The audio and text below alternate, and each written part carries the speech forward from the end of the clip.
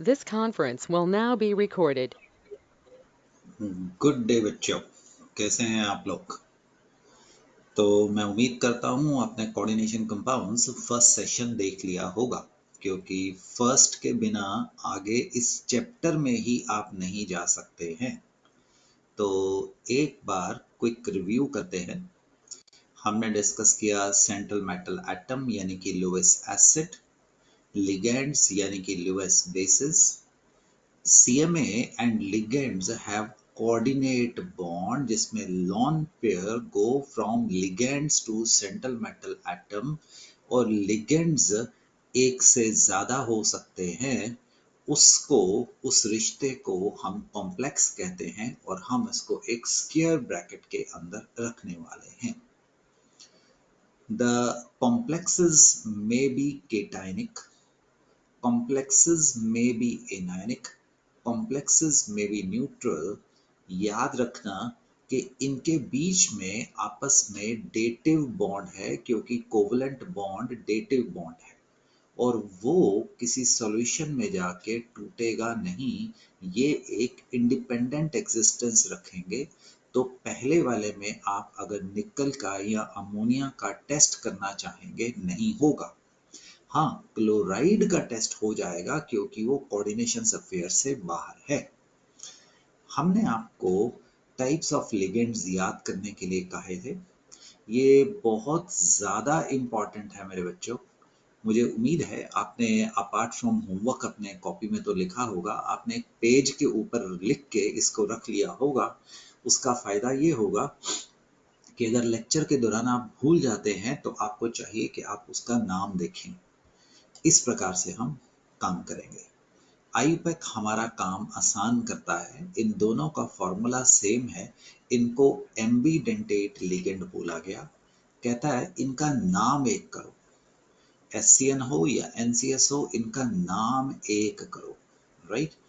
आगे आपका coordinating atom अगर ऑक्सीजन है तो हाइफन लगा के ऑक्सीजन लिख दो या हाइफन लगा के नाइट्रोजन लिख दो।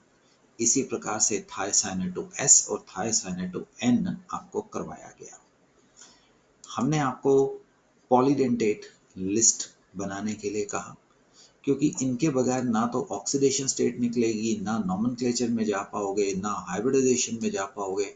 मतलब कहने का तात्पर्य ये है कि आप कुछ भी नहीं कर पाएंगे।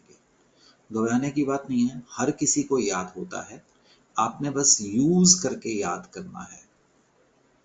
हमने आपको कोऑर्डिनेशन नंबर करवाया। आपके कहा अगर बाइडेंटेट है तो आप उसको 2 ईच डेटिव बॉन्ड बनाएगा, तो 3 मिलके इस वक्त 6 बॉन्ड्स बनाएंगे डेटिव बॉन्ड। तो कोऑर्डिनेशन नंबर इस वक्त 6 कहलाएगा।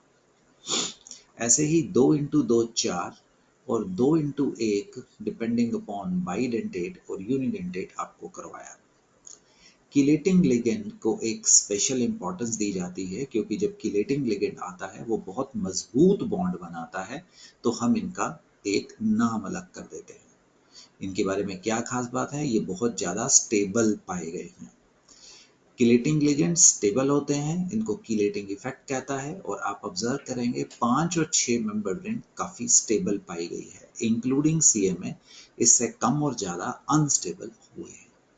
हमने आपको ऑक्सीडेशन स्टेट निकालने के लिए आपको एक होमवर्क भी दिया था, तो इसमें से कुछ रिव्यू के लिए हम कर लेते हैं, then we can move further. इसको X बोल दो। इस ब्रोमीन के ऊपर -1 चार्ज होता है और इथेन डायमीन के ऊपर 0 और इसको +1, X इज इक्वल टू +3 आ गया। अपना आंख कान खुले रख के चलें। देखें नॉर्मली जो सेंट्रल एटम है जैसे कोबाल्ट है, नॉर्मली मैंने बोला +3 में जाएगा। राइट। प्लेटिनम को X बोला, क्लोरीन को -4 बोला और बाहर -2 है, तो X इज इक्वल टू +2 आ गया। क्रोमियम को हमने X बोला। अमोनिया के ऊपर चार्ज 0 होता है। ये आपको कहाँ से पता लग रहा है, हमने जो आपको कल कराया था लास्ट लेक्चर में, X is equal two chromium के ऊपर +2। ये क्रोमियम के ऊपर दर्शाता है कि क्रोमियम ने पहले 3 इलेक्ट्रॉन लूज किए होंगे उसके बाद उसके ऊपर वेकेंट डी ऑर्बिटल होगा। उसने कहा होगा कि अमोनिया और क्लोराइड तुम मुझे अपने 2-2 इलेक्ट्रॉन ईच यानी कि 3 पेयर अमोनिया से 3 क्लोराइड से उसने खींचे होंगे। आप हो सके तो इसको एक बार रिव्यू कर लीजिएगा, क्योंकि अब जो टॉपिक आने हैं उनमें ये काफ़ी जरूरत पड़ने वाली है बेटे। तो हम आज के काम में आगे चलते हैं, दैट इज हम आपको द वर्नर थ्योरी करवाने वाले हैं, राइट। वर्नर, इनको नोबेल प्राइज भी मिला। इन्होंने नोबेल जो कोऑर्डिनेशन कंपाउंड्स हैं इनने बहुत इसमें अच्छा काम किया था। तो रेदर कह सकते हैं कि ये rules Werner theory coordination complexes के लिए आती है। बेटा जैसा मैं हर बार कहता हूँ, आपने याद नहीं करना है, आपने पढ़ना है बस। Postulates of Werner theory, सुनो, दिस इज एक्सट्रीमली इम्पोर्टेंट। आपके स्कूल एग्जाम में क्वेश्चन आ सकता है, right a note on Werner theory giving suitable examples. तो शुरू करते हैं। In coordination compounds the metal atom exhibit two types of valencies, namely the primary valency and the secondary valency। दो प्रकार की वैलेंसी हमारे पास मेटल एटम के बीच में पाई गई है। एक प्राइमरी वैलेंसी, मैं उसको पीवी बोल दूंगा, और एक सेकेंडरी वैलेंसी, उसको हम एसवी बोल देंगे। तो एक सेकेंड रुकिएगा बेटे, एग्जाम्पल साथ साथ में करते हैं, दिखाने की कोशिश करते हैं। मान लीजिए आपके पास Ni, राइट, Cl4K2 है, ऐसे ही बोल दिया, ज्यादा ध्यान मत करना, रटना मत। ये जो कोऑर्डिनेशन स्फीयर से बाहर है उसको बोलते हैं प्राइमरी वैलेंसी। कितनी है primary valency? 2 potassium. Secondary valency dative bond से बंधी होंगी 4 क्लोरीन 2 है। मान लीजिए आपके पास NiCO4 है, तो इस वक्त इसके पास कोऑर्डिनेशन स्फीयर के अंदर एक ही चीज है, सेकेंडरी वैलेंसी 4, आगे पीछे कुछ नहीं लिखा हुआ है, तो इसके पास प्राइमरी वैलेंसी 0 है। प्राइमरी वैलेंसी, आई रिपीट, 0 है। ठीक, ये सिचुएशन के मुताबिक हो सकती है। तीसरा कंपाउंड देखिए, प्लीज याद मत करिएगा, CO, अगर CO ऐसे लिखा तो ये कोबाल्ट को इंडिकेट करेगा। CO chloride, that is NH3 5, please याद मत करिएगा, एंड Cl2। कोऑर्डिनेशन स्फीयर के बाहर प्राइमरी वैलेंसी है 2 है, और कोऑर्डिनेशन स्फीयर के अंदर 1 क्लोरीन और 5 ये मिला के बन गए हैं आपके पास सेकेंडरी वैलेंसी 6 पाई गई है। समझ पा रहे हो दोस्तों? प्राइमरी वैलेंसी और secondary valency, first point. The primary valency are ionisable, टूट जाती हैं, आयनिक बॉन्ड होएगा स्क्वायर ब्रैकेट और उसके बीच में, whereas the secondary valency is non ionizable, right. The primary valency, दोबारा दिखा रहा हूं, जो कोऑर्डिनेशन स्फीयर के बाहर है, the primary valency, right. Primary valency 0 भी हो सकती है, कुछ भी हो सकती है, 1 2 3 4, याद नहीं करने का। एंड बेटे the secondary valency coordination sphere के अंदर है, डेटिव बॉन्ड से बंधी हुई है, 1 क्लोरीन और 5 ये, इस वक्त 6 है, इस वक्त 4 है, और इस वक्त ये है। समझे? The primary valency and secondary valency. In modern terminology, the primary valency correspond to oxidation state and the secondary valency correspond to coordination number. देखिए, पेन का कलर चेंज कर रहा हूं, इस वक्त इसका जो कोऑर्डिनेशन नंबर है 4 है, 4 क्लोराइड, और इसका जो ऑक्सीडेशन नंबर है बेटे वो आ गया 2 + x - 4 = 0, तो x = +2 आ गया है। तो निकल के ऊपर चार्ज +2 है, राइट। तो जो आपका ऑक्सीडेशन नंबर है वो अक्सर प्राइमरी वैलेंसी से आता है, और कोऑर्डिनेशन नंबर सेकेंडरी वैलेंसी से निर्धारित किया जाता है, हमेशा ऐसा नहीं होता है।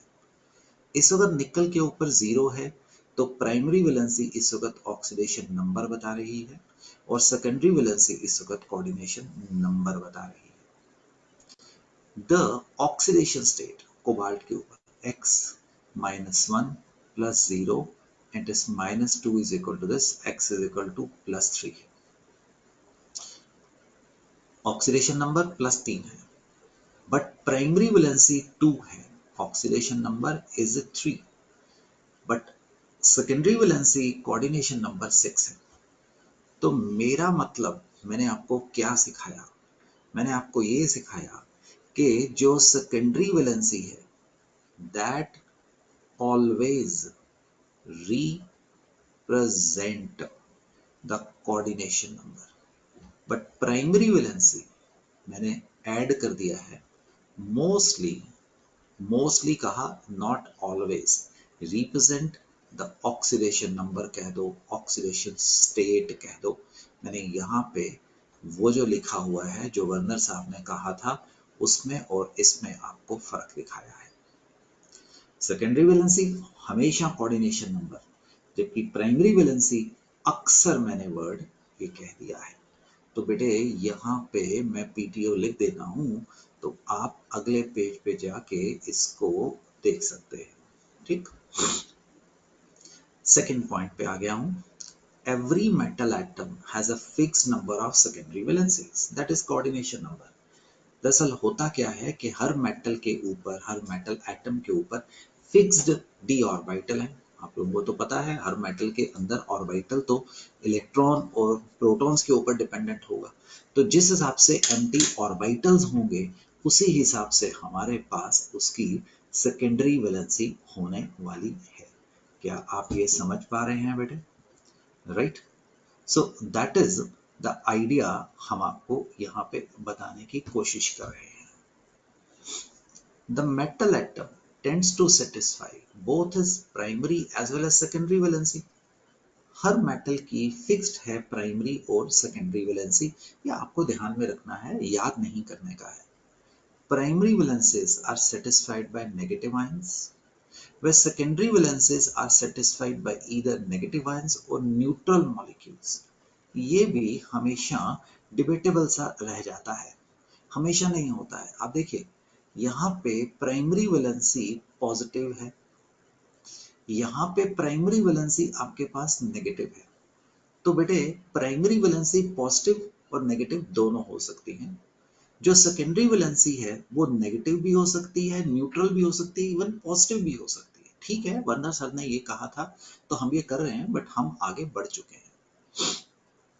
इन सर्टेन केसेस नेगेटिव आयन में satisfy both type of valency, मतलब नेगेटिव पॉजिटिव कुछ भी हो सकता है। आप खुल के रहिए, प्राइमरी और सेकेंडरी वैलेंसी पॉजिटिव भी हो सकती है, नेगेटिव भी हो सकती है, न्यूट्रल भी हो सकती है। Fourth point, the secondary valences are always directed toward fixed position in space and this gives the definite geometry or shape to the compound। हम आपको करवाएंगे 4 के लिए या तो टेट्राहेड्रल होगा या स्क्वायर प्लेनर होगा। 4 किसके लिए? कोऑर्डिनेशन नंबर के लिए। 6 के लिए बेटे हम आपको ऑक्टाहेड्रल, हम आपको कोऑर्डिनेशन नंबर 4 और 6 ही आपको +2 में करवाने वाले हैं, मेनली आपको यही दिखाने वाले हैं। ये मैंने आपके लिए वही रखा है और आपको ये कॉपी करना चाहिए, नोट्स बनाने चाहिए, ये काम की चीज होगी। राइट, ये कॉन्टिन्यूड है, इसको आप कॉपी कर सकते हैं। वही आपको कहने की कोशिश की गई है कि उसका शेप क्या होगा। तो बेटे अगर मैं समरी बनाऊं तो आप चाहें आप उसको लिख लें, इसको लिख लें, या this is going to be the summary of this, a better way to represent. School के लिए आप ये लिख के आ सकते हैं, ये जरा बिल्कुल कॉम्पैक्ट होने वाला है। तो आगे देखते हैं दोस्तों, क्वेश्चन करते हैं इसके बेसिस के ऊपर। On the basis of right observation made with the aqueous solution assign secondary valencies. याद रखना उसे सेकेंडरी पूछा, प्राइमरी नहीं पूछा है। दोबारा लिख लेते हैं, उसने सेकेंडरी पूछा है। To metals in the following compounds. देखो बेटे कॉन्सेप्ट क्या चल रहा है, कॉन्सेप्ट ये चल रहा है primary valencies are secondary valencies are not ionizable, right? This is the concept, the hint. तो अगर आपके पास ऐसे ही बोल दिया, राइट, अगर आपके पास मान लो ये कंपाउंड हुआ, मान लो अभी दिमाग नहीं लगाते हैं, राइट, ये हुआ, तो बेटे ये जब टूटेगा, जैसा हम आपको सिखाए हैं, ये एक टूटेगा स्क्वायर ब्रैकेट में, इसके ऊपर 2+2 आ जाएंगे, 1+2 आ जाएगा और 2 क्लोराइड आएंगे, मतलब दिस विल गिव, हाँ जी, 2 क्लोराइड। अब हमें क्लोराइड आयन कैसे पता लगेगा? आंखों के देखने से तो पता नहीं लगेगा। हम उसमें क्या करते हैं, सिल्वर नाइट्रेट एक्सेस डाल देते हैं, हमें नहीं पता ये कंपाउंड ऐसा है।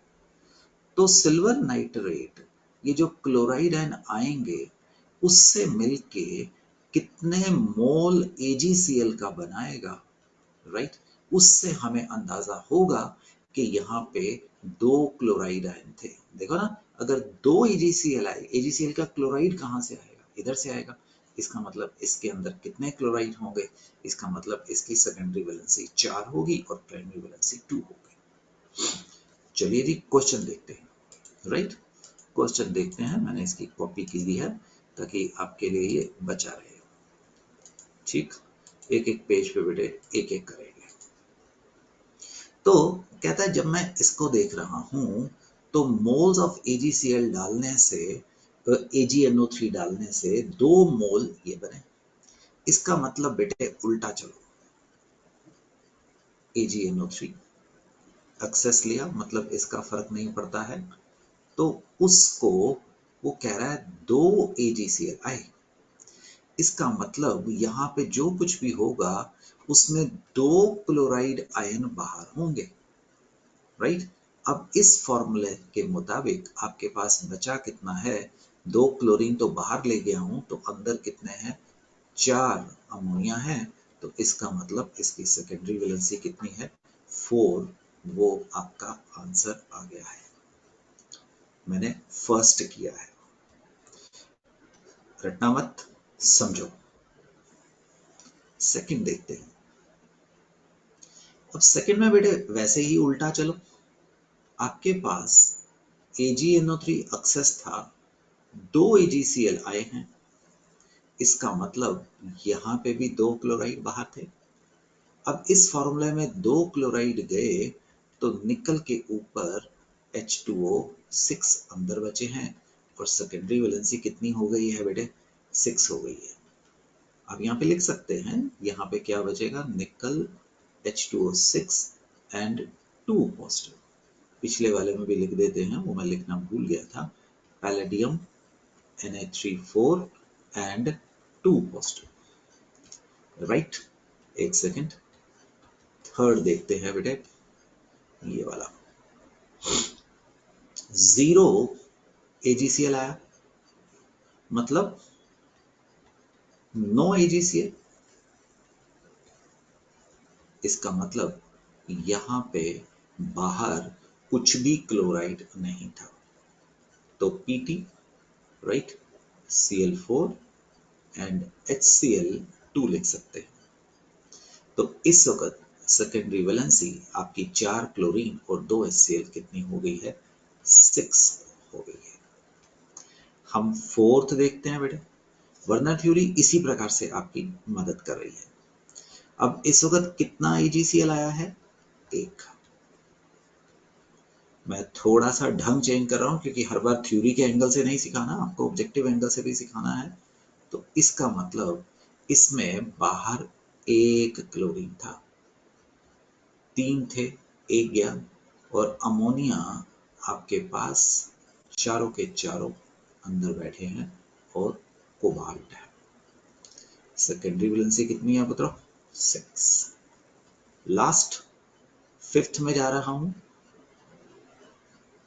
राइट, दिस इज 0 आया है, इसका मतलब इसमें कोई भी क्लोरीन बाहर नहीं था। एक मिनट, राइट, आप ऐसा भी लिख सकते हैं, प्लैटिनम Cl2, अमोनिया को स्क्वायर ब्रैकेट पे डालेंगे, क्लोरीन को तो एक ही एटम है तो उसको आपको डालने की जरूरत ही नहीं है।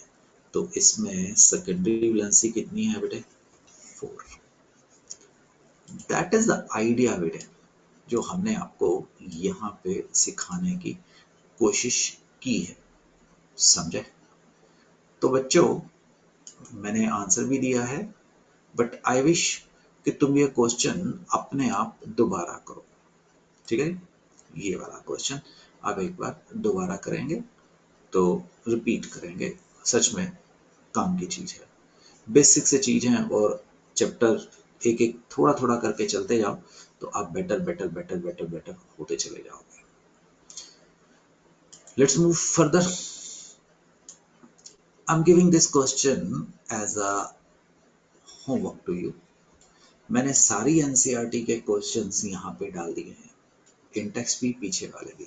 So that is now your job कि आप उसको कर पाओगे कि आप उसको नहीं करना चाहोगे, बट आपको पक्का इसको करने से फायदा होने वाला है। थोड़ा सा नहीं, काफी ज्यादा फायदा होने वाला है, तो kindly do that. Right? Answers बेटे मैंने यहाँ पे दिए हुए हैं, तो आप देख सकते हैं। हिंट वही है, जितना कोऑर्डिनेशन स्फीयर से बाहर होगा उतने आयंस टूटेंगे, एक कॉम्प्लेक्स और एक बाहर वो मिलेगा। Designate the coordination entities in counter ion. Counter ion का मतलब जो बाहर बैठे हैं। होमवर्क दिया जा रहा है। काउंटर आयन का मतलब क्या है? That is primary valency, 4 potassium, 0, 2 chloride, potassium potassium. You will do it and answer next page के ऊपर प्रोवाइडेड है। काउंटर आयन का मतलब क्या हुआ बेटे? That is the primary valency, counter ions जो बाहर बैठे हैं। ठीक? हम आपको बेस बनाए थे कि ये चैप्टर में हम आपको क्या करवाने वाले हैं। अब हम आपको एक और बड़ी इंपॉर्टेंट, बहुत इंपॉर्टेंट जगह पे लेके जा रहे हैं, that is known as the nomenclature. इनका नाम कैसे किया जाएगा? तो बेटे वहां पे जाने से पहले मैं अज्यूम करता हूं, नहीं भी अगर आपको आता है तो हम आपको सिखाने की कोशिश करेंगे। आपको एटॉमिक नंबर 21 से लेके 30 तक, 21 से लेके 30 तक हम आपको सिखाने की कोशिश करेंगे, क्योंकि अगर ये नहीं है तो हम आगे दिक्कतों में फंस जाएंगे बेटे। Right? Atomic number 21 scandium, titanium 22, vanadium, chromium, manganese, iron, cobalt, nickel, copper, zinc. मैं इंपॉर्टेंट नहीं लिख रहा हूं, मैं इसके ऊपर मस्ट रिमेंबर लिख रहा हूं। मेरे को उम्मीद है आपको 99% आता है। अगर 1% बाई चांस आपको आता है तो घबराने की कोई जरूरत नहीं है, अब आप इसको कर लीजिएगा। ठीक है जी?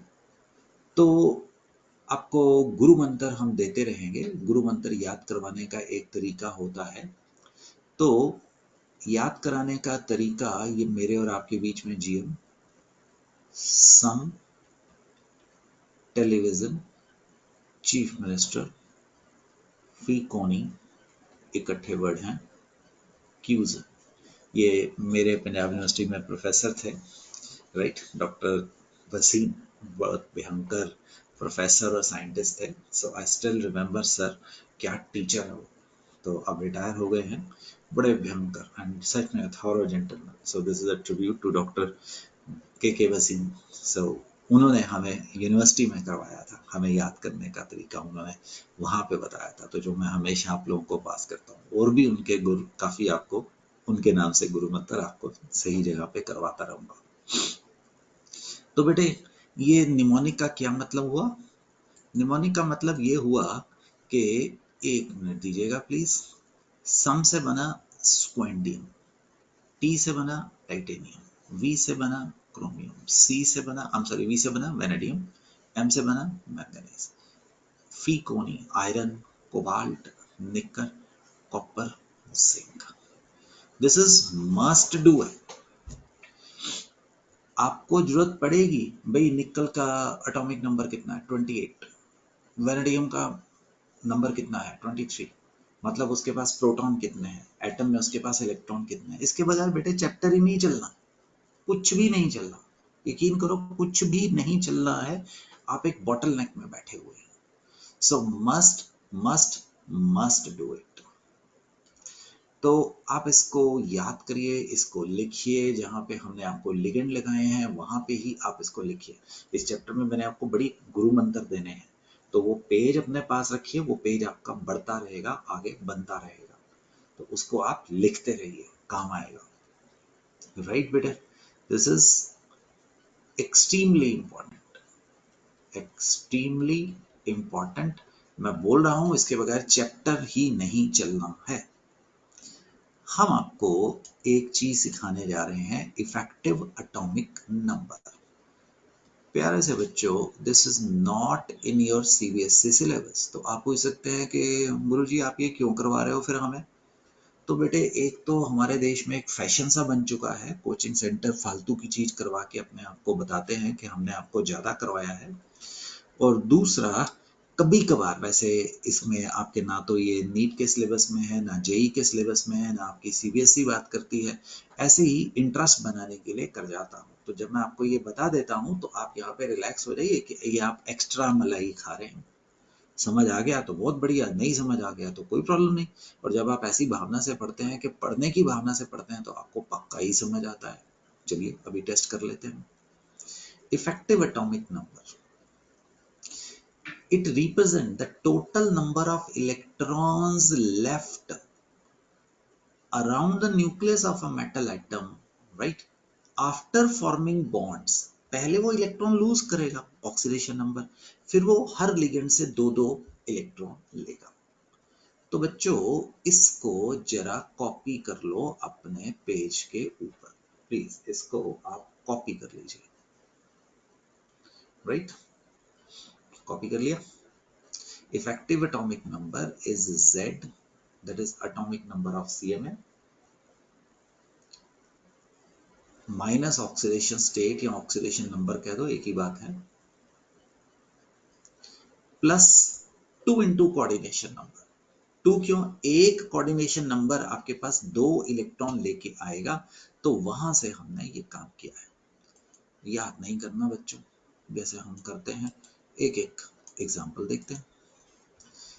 अब सबसे पहले इसका ऑक्सीडेशन नंबर निकाल लीजिए, कलर चेंज कर लेते हैं तो याद रहने के लिए। राइट, ये स्क्वायर ब्रैकेट हिला देते हैं, वो गड़बड़ करता है। 3 plus x minus 6, x is equal two plus 3 आ गया। क्या फॉर्मूला लिखा? Atomic number. कैसे पता लगा? याद किया तो 26 माइनस 3, अरे कहां से लेके आ रहा हूं, ऑक्सीडेशन स्टेट के 3 इलेक्ट्रॉन लूज किया उसने, प्लस कोऑर्डिनेशन नंबर कितना है, 6, 6 इंटू 2, तो दिस इज 24 प्लस 12, कितना आ गया है, 36। ये इसलिए करते हैं क्योंकि जो नोबल गैस है, helium, neon, argon, krypton, krypton 36 के बराबर है, आपको पता ना, helium, neon, argon, krypton, xenon. Right, helium, neon, argon, यहाँ पे लिख ही देता हूँ, helium, neon, argon, krypton, xenon, radon. 2, 10 इनका एटॉमिक नंबर है, और 18, 36, 54 एंड 86। राइट, हर कोई चीज इनके जैसे बनने की कोशिश करती है। अगर तो उनका एटॉमिक नंबर इनके बराबर आ गया, शांत, हम नहीं लेंगे। अगर इनसे 1, 2, 3 कम हुआ तो वो उतने इलेक्ट्रॉन गेन या लूज करके उनके जैसे बनने की कोशिश करेंगे। तो अगर उनके पास उतने इलेक्ट्रॉन वो गेन करेंगे, खुद रिड्यूस होगा, वो एक अच्छा ऑक्सीडाइजिंग एजेंट बन जाएगा, कंपाउंड। राइट, अगर उसने लूज किए तो खुद होगा ऑक्सीडाइज, वो एक अच्छा रिड्यूसिंग एजेंट बन जाएगा। ये होएगा, वो गेन या लूज करेगा। अब इसका कोऑर्डिनेशन नंबर तो दोस्तों तुम्हें 4 पता लग गया, x plus 0 is equal to 0, x is equal to 0। Nickel का 28 तुम्हें कैसे पता लगा? यहां से पता लगा। ठीक है जी, 28, तो 28 माइनस 0, अरे ऑक्सीडेशन नंबर 0 आ रहा है बच्चों, प्लस 4 इंटू 2 36। ये कंपाउंड शराफत से बैठे रहेंगे, ना ये इलेक्ट्रॉन गेन करने की कोशिश करेंगे ना लूज करेंगे। Coordination number 5, iron is x plus 0 is equal to 0, x is equal to 0। तो आयरन इज 26, आयरन इज 26, तो मैं कैसे पता लगा? यहां से पता लगा, और कोई रास्ता नहीं है, और कोई रास्ता ही नहीं है। तो 26 minus 0, 5 into 2, so that is 26। ये नॉर्मली नियरेस्ट नोबल गैस पे जाने की कोशिश करते हैं, बट ऐसा कोई 100% रूल भी नहीं है, बट वो मानने की कोशिश करते हैं। तो बेटे हमने आपको इफेक्टिव एटॉमिक नंबर करवाने की कोशिश की, ये स्कूल के सिलेबस में आपके पास नहीं है, राइट? ये नहीं है स्कूल के सिलेबस में। हम आपको आगे लेके जा रहे हैं the rules for naming organic compound. हमने आपको इंट्रोड्यूस किया चैप्टर, लिगेंड्स के बारे में बताया, वर्नर थ्योरी पे लेके आए, राइट? वर्नर थ्योरी के बाद आपको हमने ये बीच में टॉपिक करवाया है कितने आयंस निकलेंगे, एटॉमिक नंबर आपको 20 से लेके 30 तक याद कराया, द इफेक्टिव एटॉमिक नंबर नाम के एक छोटा सा टॉपिक करवाने की कोशिश की है। चैप्टर को आगे बढ़ाते हुए हम आपको लेके जा रहे हैं rules for writing the names of coordination complexes, that is nomenclature of complexes. सुनो दोस्तों, इसमें से एक क्वेश्चन आना पक्का है आपके कंपटीशंस में भी और आपके स्कूल बोर्ड में भी। अगर मैं ऐसा कहूंगा कि आपको इसके बगैर चैप्टर ही आगे नहीं चलेगा तो बिल्कुल सही बोलूंगा, क्योंकि हम आपको इंग्लिश में ही बात करेंगे ना भाई, उस कंपाउंड का नाम लेके हमेशा आपको ड्रॉ करके थोड़ा बताएंगे, सो इसलिए होगा। और सुनो, ये टॉपिक ऐसा है आराम से खाने वाला है, आराम से मजे से। अगर आप इसको रटने की कोशिश करेंगे तो कोई फायदा नहीं होगा। कोई आपको रूल्स फॉर नोमेनक्लेचर नहीं पूछेगा, वो आपसे एप्लीकेशन पूछेगा। और सुनो, एक चीज वार्न कर रहा हूं, एडवाइस कर रहा हूं, अब स्पेलिंग्स आर इंपॉर्टेंट। किसमें? नोमेनक्लेचर में। अगर आपने स्पेलिंग्स गलत की है तो इसका मतलब आईयूपैक का रूल वहां पे वायलेट होएगा। तो बच्चों, हम देखते हैं क्या रूल्स हैं। तो मुझे लगता है आप इसको समझ लीजिए, फिर इसको कॉपी कर लीजिए, उससे क्या होगा आपके दिमाग में वो रहेगा, याद करने का तरीका है। In ionic complex, cation is named first, then the anion, right? क्या कहने की कोशिश कर रहा है बच्चों? ये ऐसा करते हैं, नहीं, एक मिनट, हाइपोथेटिकल एग्जांपल है ना, एक मिनट मुझे भेज दीजिएगा। ये कहता है मान लो आपके पास K4FeCN6 है, मान लो आपके पास Cl2Na36, राइट? और ये है, एक मिनट बेटे देना, प्लीज। No, right? मान लो आपके पास ऐसे ही बोल दिया NiCO4 है, 3 कंपाउंड मैंने आपके लिए लिया। कहता है पहले नाम करो पोटाशियम का, मैंने पोटाशियम को POT लिख दिया है। पहले नाम करो कोऑर्डिनेशन कॉम्प्लेक्स का, और इसका एक ही नाम होगा, सिंगल नेम। क्यों? अगर आप पोटाशियम क्लोराइड, सोडियम नाइट्रेट नाम करते थे तो पहले आप किसको नाम करते थे? केटाइन को, तो ये केटाइन नहीं होगा। तो आप पहले केटाइन का नाम करोगे, फिर एनाइन का नाम होगा, डिपेंडिंग अपॉन केटाइन और एनाइन में कौन कोऑर्डिनेशन अफेयर था। Non ionic complex, a single word is given. अभी मत कॉपी करना, इसको समझने के बाद, रीड करने के बाद कॉपी करना, क्योंकि इसकी जो प्रैक्टिस होगी वो तो बेटे ऐसे क्वेश्चन से होएगी, ठीक है जी? ये हम इस प्रकार से करके देखेंगे, तो अभी सिर्फ आपने देखना है। अब कोऑर्डिनेशन अफेयर आ गया, उसमें लिगेंड्स का नाम पहले करते हैं, देन सेंट्रल एटम कहते हैं, राइट? आपका नाम से पंकज वर्मा है, तो हम कहता है वर्मा को पहले रखो, पंकज को बाद में रखो। वर्मा इज आपका सरनेम, वो पहले आ जाएगा, लिगेंड्स का नाम पहले होगा। मतलब जब आप इसका नाम करोगे तो आप साइनाइडो इसको बोलोगे, इसको क्लोराइडो या अमाइन पहले रखेंगे, इसको कार्बोनाइल पहले रखेंगे, फिर आयरन रखेंगे, कोबाल्ट रखेंगे या निकल रखेंगे, ये कहने की कोशिश कर रहे हैं। Negative ligand ends in O, हमने आपको नाम ही ऐसा करवाए थे। Positive in ium, neutral are going to end as such. NO plus nitrosonium, the hydrazinium, the nitronium. अरे फर्क देखना फर्स्ट और थर्ड के अंदर, NO is nitroso and NO2 plus is nitronium. The neutral ligands are named as such. मिथाइलमीन हम आज के दिन में मिथेनामाइन बोलते हैं, इट इज इथेन 1,2-diamine बोलते हैं। The name ethane 1,2-diamine should be, क्योंकि ये कौन सा नेम है बेटे, आईयूपैक नेम है, और इसका नाम भी आप क्या प्रेफर करेंगे, आईयूपैक नेम मिथेन अमाइन। यहाँ पे डबल एम नहीं आता, ये कहा। Ligands are named in alphabetical sequence without separation by hyphen. ये इंपॉर्टेंट है। क्या कह रहा है कि यहाँ पे अगर आपके पास एक से ज्यादा लिगेंड आए तो देखो इसमें अभी बताता हूँ, 6 है तो आएगा हेक्सा, मैं कलर कॉन्ट्रास्ट बना रहा हूँ, hexa amine.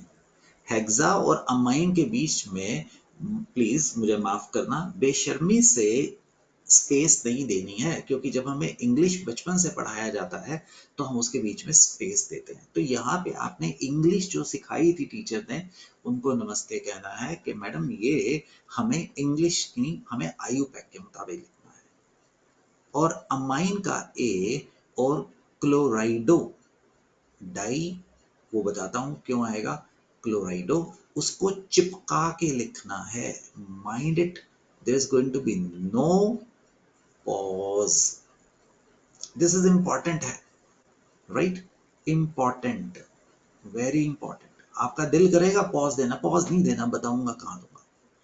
Use di, tri and tetra to indicate multiplicity.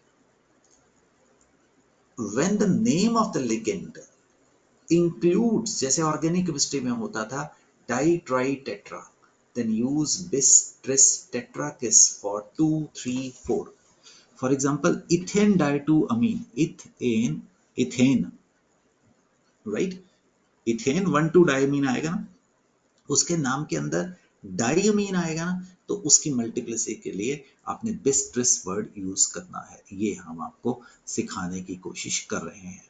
आप चिंता मत करिए, हम ये आपको डिटेल में प्रैक्टिस से हम आपको ये दिखाने वाले हैं, तो बिल्कुल भी मत घबराइए कि ये हमने किया क्या है, राइट, बिल्कुल भी मत घबराइए।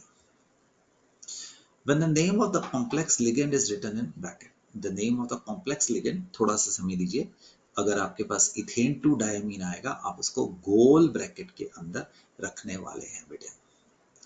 When complex is anionic, the name of the central metal ends in 8. For cationic or neutral, the name of metal is written as H. इसमें किस केस में आपके पास एनायनिक है, तो कहता है इस केस में मैं इसका जो मेटल का नाम करूंगा वो फेरेट रखूंगा, सिर्फ एनायन में। यहाँ पे केटायनिक है तो इसका नाम आएगा बेटे कोबाल्ट मेटल का, इसका नाम आएगा सिंपल निकल, राइट, निकल। तो अगर आपके पास एनायनिक लिगेंड हुआ तो मेटल एटम को आप 8 की पूंछल खींचने वाले हैं। The oxidation state of central ion is written in Roman numeral in the bracket at the end of the complex. जो भी ऑक्सीडेशन नंबर हम निकालेंगे उसको हम रोमन में ब्रैकेट में लिख देंगे। 8वां पॉइंट पढ़ तो रहा हूं बट एग्जांपल से ही सिखाऊंगा। For ligand which act as a bridge between two metal atoms, the Greek letter mu is written before their name separated by hyphens on both sides. Wait for example, right? अभी दिखाता हूं। तो बच्चों आपको एक advice कर रहा हूं कि आप प्लीज वही चीज है यहाँ पे रिपीट किया है, आप इसको ना एक बार कॉपी कर लीजिए, और कॉपी भी कहाँ करिए, एक लूज पेज के ऊपर करिए। लूज पेज का मतलब हमें दिखता रहेगा। Nobody will ask in your exam right the rules for naming organic compound. ठीक, तो some common examples are, please first को देखते हैं, राइट, फर्स्ट को देखते हैं सिर्फ। अब इसमें क्लोराइड इज साइटेड, एक मिनट, अंदर वाला, right, chloride, chlorido is cited first then amino. ये क्या बात हुई, राइट, अमाइन और ये में, आप थोड़ा रुकिए, मैं इसको अभी अभी बताता हूँ, थोड़ा थोड़ा रुकिए, जस्ट वेट बेटे, अभी अभी बताता हूँ, एग्जाम्पल से सिखाता हूँ, अभी उसका समय नहीं आया है, तो मैं इसको यहाँ पे ऐसे ले आया, यहाँ से सीखते हैं बेटे। ठीक, तो जो हमने सीखा उसकी हम प्रैक्टिस करने वाले हैं। सबसे पहले ऑक्सीडेशन स्टेट निकाल लिया करो। पोटाशियम के ऊपर 1, सिल्वर के ऊपर x, -2 is equal to 0, x is equal to +1 आ गया। पहले इसका नाम करो P बड़ा, पोटाशियम। अब केटायन और एनायन के बीच में सिर्फ एक पॉज देना है, डाई, मैंने साइनो लिखा है, साइनाइडो भी बोलते हैं, आपकी लेटेस्ट एनसीईआरटी साइनाइडो लिखती है, मैं इसलिए साइनो लिख रहा हूँ क्योंकि अभी तक पुरानी किताबें साइनो लिख रही हैं। अगर आपके पास लेटेस्ट बुक है साइनाइडो करिए। और देखो, जो आपके पास कॉम्प्लेक्स है इज एनायनिक है, तो डाई साइनो और चिपका के लिखना है बेटे। सिल्वर को बोलते हैं अर्जेंटम, इसको लिखना है अर्जेंटेट, और रोमन में 1। प्यारे से बच्चों, सिर्फ एक पॉज देना है, इनको इकट्ठे लिखना है। अर्जेंटेट इसलिए लिखना है कि आपके पास जो कॉम्प्लेक्स था वो एनायनिक था। ऑक्सीडेशन स्टेट x +0 -1 -1, और एक minute, -2, x is equal to +4 आ गया है, राइट, इसके ऊपर -1, इसके ऊपर -1, इसके ऊपर -2। Amine, nitrito N chloride, amine पहले आएगा, तो टेट्रा अमाइन। देखना बच्चों, टेट्रा का और अमाइन का मैंने संधि नहीं की है, राइट, टेट्रा अमाइन, 4 अमाइनों के लिए। क्लोराइडो नाइट्राइटो में क्लोराइडो बाहर आएगा। सुनो, मैं अलग अलग पेन यूज कर रहा हूं, आपको यूज करने की जरूरत नहीं है। क्लोराइडो, क्लोरीन को क्या बोला, क्लोराइडो। एंड आगे क्या आ गया बच्चों, नाइट्राइटो, किससे जुड़ा था, एन से, याद करना, एम्बिडेंट के। अब platinum, the platinum, why not platinate, because it is cationic है, वो एनायनिक के लिए आएगा, प्लेटिनम। ऑक्सीडेशन स्टेट रोमन में, थोड़ा सा पॉज, क्योंकि केटायन और एनायन, और इसको सल्फेटो नहीं लिखना है, वो कोऑर्डिनेशन अफेयर के अंदर के लिए था, सल्फेट, सल्फेट। आप इनको कोशिश करेंगे, ये जो 2 मॉलिक्यूल्स हैं, मैं आपको सीधा आपके एनसीईआरटी के 3-4 क्वेश्चंस में लेके आ रहा हूँ, ठीक है, तो वो देखते हैं बच्चों। ये क्वेश्चन मैंने आपकी एनसीईआरटी में से लिया है, तो उससे 2 काम हो जाते हैं, हमारा होमवर्क भी हो जाता है, हमारी प्रैक्टिस भी हो जाती है, और हम सही ये कर रहे होते हैं। ये मैंने आपको अभी लिख दिया है होमवर्क, क्योंकि जब आप रिवीजन में जाओगे तो इसको दोबारा करिएगा। ये ऐसा करते हैं, इसको पीछे ले जाता हूँ, इसको इधर ले आता हूँ, ठीक, ये देखते हैं, एक एक करके देखते हैं बेटे। लेट इट बी, पहले 4th को ही देख लेते हैं, मैं सारे नहीं करूंगा। Oxidation state x +0, कार्बोनेटो, कार्बोनेटो, so that is -2 -1 0, x is equal to +3 आ गया। इसका अमाइन, इसका कार्बोनेटो, तो पेंटा, राइट, अमाइन। CO3 - 2 को बोला कार्बोनेटो, कार्बोनेटो। अब कोबाल्ट, कोबाल्ट, कोबाल्ट का सी छोटा, आपका दिल कर रहा होगा बड़ा करने का, पॉज देने का। Cobalt 2, cobalt 2। और थोड़ी जगह देख के एक ही पॉज परमिट है तुम्हें, क्लोराइड, समझा, chloride. Let it be third करते हैं, ठीक, ये वाला करते हैं बेटा। x-2 plus 0 minus 1 is equal to this, x is equal to +3। आप ऑब्जर्व करिए कि आपके पास जो कोबाल्ट है वो +3 में आ रहा है, क्लोराइडो एंड इथेन 2 डायमीन। तो इसको मैंने लिखा, यहां पे थोड़ी जगह नहीं, इधर ले आते हैं, डाई क्लोराइडो। अब देखो इथेन 1,2 डायमीन है ना, तो बिस, इट एन 1,2 डाई अमीन। याद आया, इसके अंदर डाई था तो बिस यूज करना है। कोबाल्ट, ऑक्सीडेशन स्टेट 3, थोड़ी जगह नहीं है तो नीचे ले गया हूं, क्लोराइड इसका नाम। मैंने किसका नाम कराया पुत्र? मैंने इसका नाम करवाया है, राइट, ये इसका नाम है। Do it all of these. मान के चलते हैं हम इस वक्त 5 कर रहे हैं। बेटे जो भी आपको नहीं समझ आया है, आपने इसको अपनी एनसीईआरटी बुक खोलनी है और उसमें से आपने ये क्वेश्चन करने का है, ठीक, इसके बगैर काम नहीं चलने वाला है। Okay, so this is a must do it. चलिए, तो ये देखने वाले हैं, मर्करी इज एक्स। एक मिनट एक मिनट एक मिनट, मर्करी की ना 2 ऑक्सीडेशन स्टेट होती हैं, इसको लिख लेना। मर्करी की 2 ऑक्सीडेशन स्टेट होती है, एक +1 और एक +2, एक +1 और एक +2। जो +1 होती है वो हमेशा डाइमर के रूप में आती है।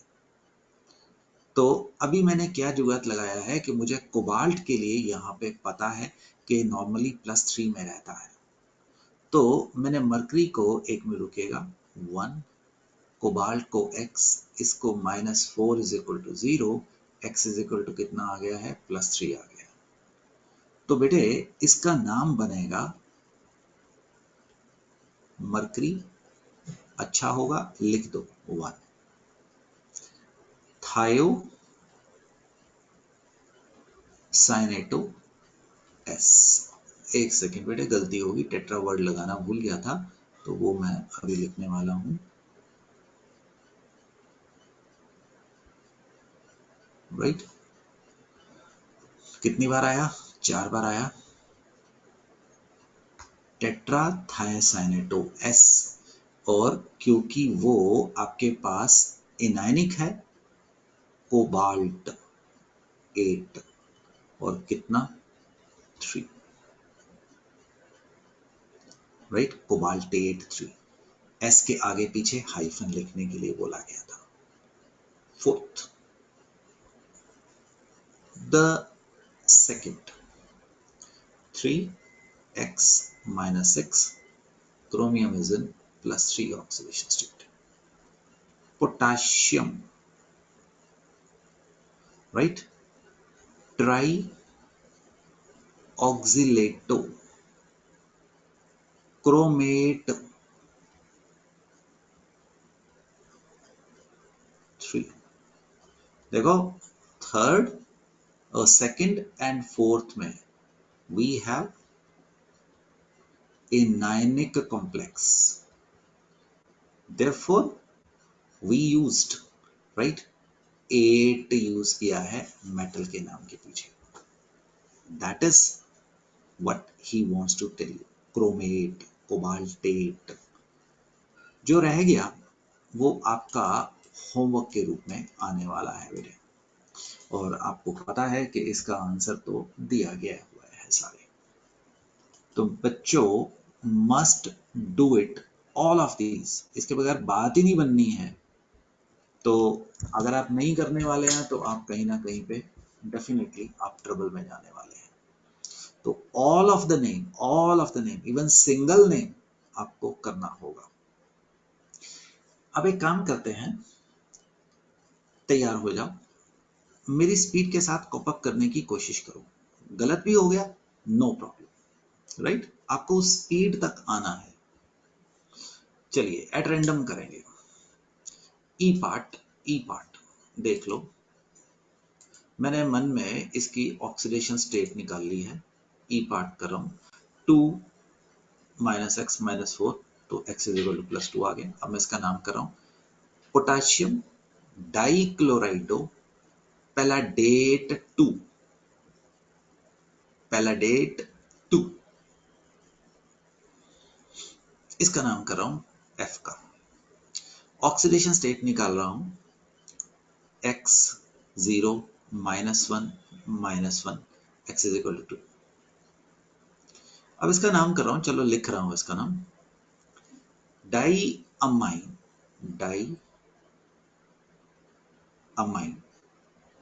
एक मिनट, मैंने भी अमाइन के m 2 बार लिखना था। Di amine, right? Chlorido, right? Methanamine, कभी कभी आप मिथाइलामीन भी देखेंगे। प्लेटिनम 2, बाहर वाला स्पेस के बाद क्लोराइड। सिर्फ सेकेंडरी वैलेंसी और प्राइमरी वैलेंसी में आपको स्पेस देनी है, और आपने कहीं भी स्पेस नहीं देनी है, ये मैं आपको कहना चाह रहा हूं। Do it as a homework, answers provided. क्या मैं इनको होमवर्क दे सकता हूं?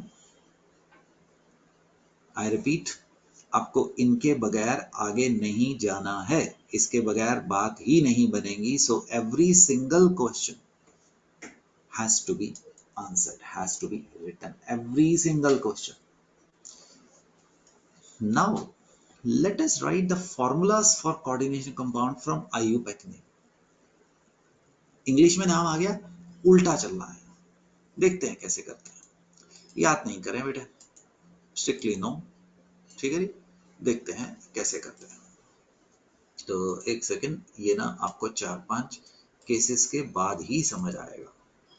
चलिए ये करते हैं, टेट्रा कार्बोनाइल निकल, ये वाला। सबसे पहले आपको कार्बोनाइल दिख गया, कार्बोनाइल का C और O बड़ा 4 नजर आ गया, और अब निकल, और यहाँ पे X लिख दो। देखो 5 केस, ये मत पूछो क्यों, सीखो, क्योंकि अब हमने इसके ऊपर क्या आया है वो देखना है। तो अब उसने निकल आपको दिया है 0, +0 is equal to x, x is equal to 0। इसका मतलब यहाँ पे कोई भी चार्ज नहीं है, ये कंपाउंड बना। मैंने बोला ना, देखो 4 करते हैं तो डाइक्लोराइडो, राइट? बिस इथेन 1,2 डाइमीन, इसका ऐसा लिख दिया। Cobalt, right? x लिख दो। अब उल्टा चलो, कोबाल्ट दिया है 3, -2 +0 is equal to x, x is equal to 1। इसका मतलब ये आपको उसने आयन दिया है En ट्वाइस +1, ठीक? मैंने कहा 5 केस करने के बाद तुम्हें काम दूंगा। थर्ड देखते हैं, पोटाशियम। मुझे नहीं पता कि कितना है, पता पर आपको पोटाशियम प्लस, अभी नहीं पता 3 है 2 है। इट इज ट्राई ऑक्सिलेटो, आपको पता है ऑक्सिलेटो को OX भी लिख सकता था, ट्राई। Aluminate x। अब एल्यूमिनियम 3 दिया है, एक ऑक्सिलेट के ऊपर -2, x इज इक्वल टू आपका +3 आ गया। अब याद करो आपको करवाया गया था एल्यूमिनियम +3 है, सल्फेट -2 है, तो उसका फॉर्मूला Al2SO4 थ्राइस बनता है। तो बेटे इसका मतलब x कितना आ गया है, +3 आ गया है, तो आपका फॉर्मूला K3AlC2O4 थ्राइस फॉर्मूला आ गया। याद है ना, क्रॉस मल्टीप्लाई करते थे, 8वीं 9वीं से हमें ये सिखाया जाता है। ये आ गया है। सेकंड पे आ गया हूं बेटा, potassium tetra hydroxo, hydroxo OH negative, 4 zinc X। Zinc is 2, कैसे पता लगा, उसने दिया है -4 is equal to x, x is equal to -2, तो K2 ZnOH4, राइट। ये हमारा फॉर्मूला बन गया। एक मिनट, ये मैंने +3 नहीं बेटे यहाँ पे गलत कर दिया, वो प्लस माइनस में गलती कर दी बच्चों, -3, कहानी बिल्कुल सही थी। एक मिनट इसको ठीक कर देता हूँ, मेरी गलती थी तो मैं उसको अलग रंग से कर रहा हूँ, -3, तभी तो वो एल्यूमिनेट आ रहा है ना, राइट। अब फर्स्ट करते हैं,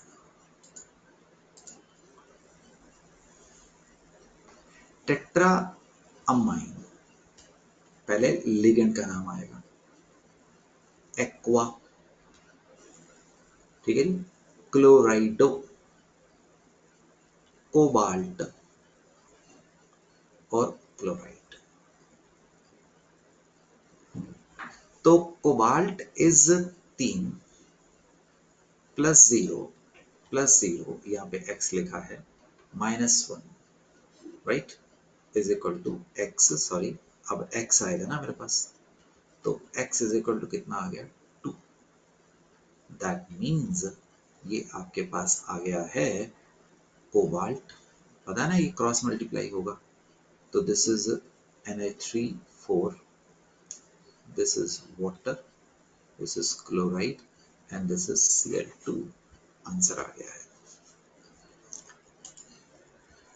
very important, repeat this question, answers provided, इसके बगैर बात ही नहीं बननी है, कुछ हो ही नहीं सकता है। I want this to be done as a homework, बात ही नहीं बननी है तो this to be done as a homework. और सुनो, ये क्वेश्चन और ये क्वेश्चन आपका एनसीईआरटी में आपको मिल जाएगा, तो अपनी नोटबुक में इसको कॉपी करें, without this you can not move ahead. हम यहाँ पे आपके पास आए हैं, पेज नंबर 67, एक मिनट वापस आता हूँ। मैंने आपको कहा था कि मैं ये आपको अभी 8वां पॉइंट समझाऊंगा, अब ले आऊं। For ligands which act as a bridge between two metal atoms, the Greek letter mu is written before their names. ये कंपाउंड आपके आगे है, लेफ्ट टू राइट चल रहे हैं, this is 0 plus x, amido is -2, this is -1, -2, -1, plus x plus 0 is equal to 3, तो 2x, ये कितना हो गया, 2x -3 is equal to this, x is equal to कितना आ गया, 3, 2x is equal to 6 आ गया। अब जैसे फौजी चलते हैं, हम लिखते हैं लेफ्ट टू राइट, वैसे ही चलना, बिस इथेन 1,2 डाई अमीन कोबाल्ट, ये वाला कोबाल्ट, राइट, ये वाला पहले वाला कोबाल्ट। 3 GHI, H पहले आएगा, म्यू हाइड्रोक्सो, म्यू इमिडो कोबाल्ट 3, ये वाला कोबाल्ट, राइट। एंड फिर दोबारा बिस इथेन 1,2 डाई अमीन। अब इसकी इंडिपेंडेंट एक्सिस्टेंस नहीं है, थोड़ी सी जगह छोड़ के आयन लिख दो, राइट। एक बार दोबारा, it is x and x 2x 1 2 3 4, x is equal कितना आ गया, chlorido, left to right, chlorido triphenyl phosphine palladium 2 mu dichlorido, same थे ना, तो डाइक्लोराइडो, पिछली बार ये अलग थे तो म्यू हाइड्रोक्सो म्यू डाइक्लोराइडो, लैंड किए पैलाडियम 2, दोबारा क्लोराइडो, इस वाले के लिए try phenyl phosphate. Write down in your notebook, solve this, copy करो और देखो, ठीक है। तो इसके बगैर हमारा काम नहीं चलने का, मैं बार बार रिपीट कर रहा हूं। कभी कभी आपके पास केटायनिक कॉम्प्लेक्स और एनायनिक कॉम्प्लेक्स आ जाते हैं। केस नंबर 1 को देख रहा हूं बेटा। तो आपने अगर नई नॉलेज है, इसको x plus 0 plus x minus 6 x is equal to 3 ले लेना। अब ये वाला केटायन है और ये वाला बच्चों एनायन है, तो क्या लिखना है, hexaammine chromium 3, right, and yes hexa ionic में आ गया हूं, एनायनिक में cyanido cobaltate 3। You must try it, तो तभी कुछ बनने वाला है, ठीक। अपने हाथ से प्लीज जरूर करके देखिएगा। सी लास्ट को देखते हैं, तो अब देखना अपने आप x is equal to +2, fourth को देख रहा हूं, कलर चेंज किया, डाई अमाइन, सिल्वर लिख दो, अर्जेंटम लिख दो, आपकी मर्जी है, सिल्वर, राइट। 2 नहीं 1 आया बेटे, 1, थोड़ा सा पॉज, डाई सायनो अर्जेंटेट 1, ठीक। तो आप लोग इन पॉइंट्स को लिखेंगे, याद नहीं करने का, बार बार इसको देखो, राइट, और ये प्रॉब्लम सॉल्व करो बेटे। जितने क्वेश्चन सॉल्व करोगे उतना ही आपसे ये बेहतर होगा। हम आज आपको नॉमेनक्लेचर ऑफ कोऑर्डिनेशन कंपाउंड्स करवाएं। ठीक, तो बच्चों यहाँ पे हम ब्रेक लेने वाले हैं। बहुत काम हुआ है, मेरे हिसाब से आपका 2 घंटे का काम तैयार है। तो कम से कम 2 तो क्या, शायद 3 घंटे लगेंगे आपको, अगर मेरा एक 1 घंटे का लेक्चर था इम्पोर्टेंट था। अगली क्लास में बेटे हम आपको एक even interesting, and I tell you, आप जिस मर्जी सोर्स से कर लो, ये वाले सोर्स से शिवेद से आप करेंगे, so that will be the best coordination chemistry only through a challenge, right. So हम कोऑर्डिनेशन नंबर 3 से मिलने वाले हैं अगले सेशन में, देखते रहिए।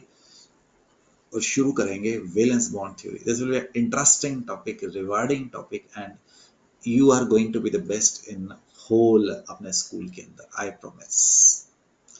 तो तब तक के लिए जय हिंद, बाय बच्चों, सी यू अगेन, खुदा हाफिज, बाय बाय।